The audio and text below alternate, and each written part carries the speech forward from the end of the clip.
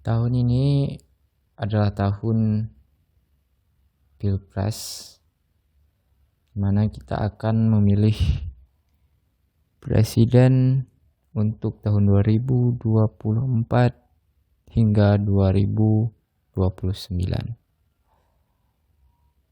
Nah, dari berbagai banyak, dari pasangan calon yang sudah resmi dan ditetapkan menjadi presiden dan wakil presiden, mereka semua menawarkan berbagai program visi misi mereka. Nah, pada kesempatan kali ini saya mencoba memberi sedikit pandangan terkait program dari salah satu pasangan calon presiden dan wakil presiden. Nah, langsung saja saya sebut saja pasangan Prabowo Subianto dan Raka Buming Raka. Salah satu program unggulan dari pasangan ini yaitu memberi makan siang gratis bagi anak-anak. Setiap harinya memberi makan siang. Tujuan dari program ini adalah untuk mengatasi stunting. Ya, stunting sudah menjadi masalah di negara kita dan memang perlu intervensi yang benar-benar khusus atau benar-benar luar biasa untuk mengatasi masalah ini. Karena jika masalah ini tidak juga diselesaikan secepatnya, maka akan berdampak ke depannya bagi bangsa Indonesia. Karena generasi yang kuat, generasi yang hebat, cerdas, itu akan menentukan masa depan bangsa Indonesia. Nah, jika generasi masa depan itu mengalami masalah kekurangan gizi, stunting, maka akan berdampak terhadap bangsa Indonesia ini. Nah, melalui program ini beliau memandang bahwa program ini bisa menyelesaikan masalah stunting tersebut. Nah, saya tidak mencoba membahas atau saya tidak mencoba membahas program ini dari segi apakah mungkin untuk terrealisasikan atau tidak. Saya mencoba memberi sedikit pandangan mengenai jika seandainya program ini benar-benar dilaksanakan. Yang ingin saya tekankan adalah bagaimana proses dari mendeliver atau memberi makan proses distribusi makanan itu dari produsen yang membuat sampai ke anak-anak atau siswa. Nah, proses ini dari produsen sampai ke anak-anak kecil yang menjadi sasarannya itu benar-benar harus diperhatikan terkait dari segi kebersihannya, higienisitas bahan-bahan yang dipakai, cara pemasakannya, bahan-bahan atau kemasan apa yang dipakai ya. Jangan sampai hal-hal kecil seperti ini luput dari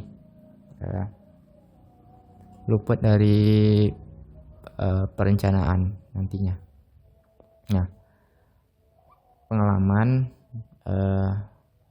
pengalaman bahwa biasanya untuk untuk membuat makanan seperti ini, terkadang makanannya itu cepat sekali sudah tidak layak makan lagi atau sudah berbau karena proses masaknya sudah tidak benar, tidak higienis, dan pengemasannya juga tidak benar.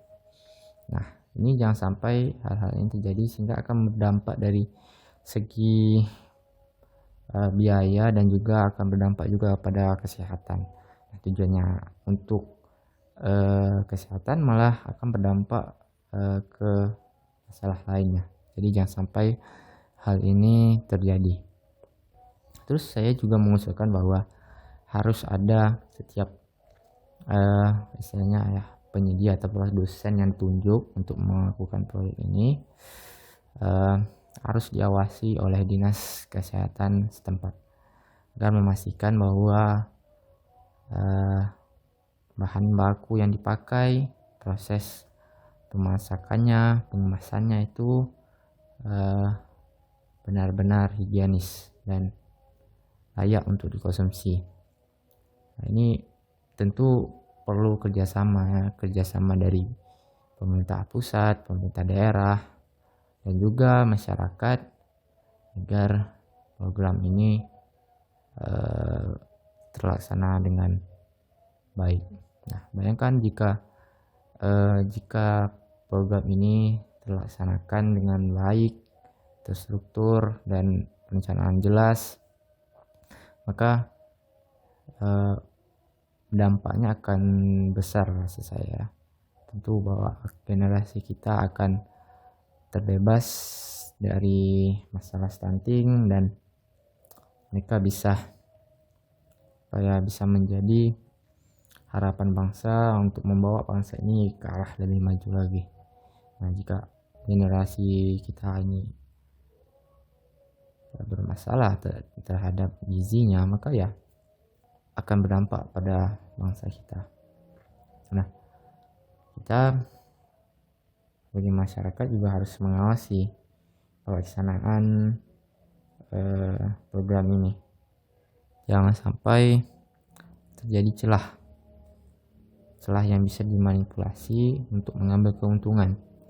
Jangan sampai uang yang sudah dianggarkan untuk memperbaiki gizi anak bangsa kita itu dikorupsi oleh oknum-oknum yang tidak bertanggung jawab. Nah, ini peran kita sebagai masyarakat untuk memastikan hal ini jangan sampai terjadi penyelewengan. Rasa saya cukup itu ya pandangan saya. Jadi bagaimana proses delivernya itu atau pengemasannya, penyiapan bahan bakunya, proses pengemasan, pemasakannya itu harus diperhatikan benar-benar sehingga apa yang dikonsumsi anak bangsa kita itu benar-benar layak untuk dikonsumsi. Oke, dari saya dari sini, sampai jumpa lagi di episode berikutnya.